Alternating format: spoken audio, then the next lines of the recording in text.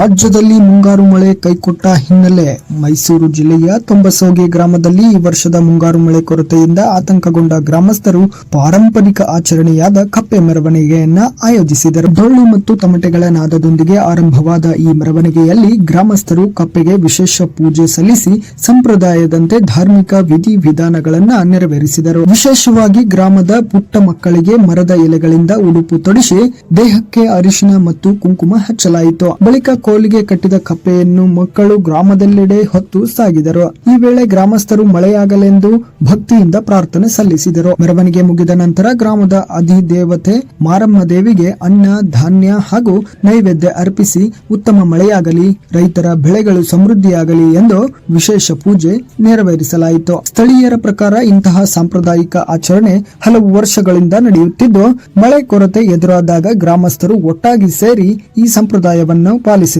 ಒಂದೆಡೆ ಹವಾಮಾನ ವೈಪರೀತ್ಯದಿಂದ ಮಳೆಯ ಪ್ರಮಾಣ ಕುಸಿದಿರುವುದು ರೈತರಲ್ಲಿ ಆತಂಕ ಮೂಡಿಸಿದ್ದರೆ, ಮತ್ತೊಂದೆಡೆ ಪ್ರಕೃತಿಯ ಕೃಪೆಗಾಗಿ ಗ್ರಾಮೀಣ ಭಾಗದಲ್ಲಿ ಇಂತಹ ಪಾರಂಪರಿಕ ಆಚರಣೆಗಳು ಇಂದಿಗೂ ಜೀವಂತವಾಗಿವೆ.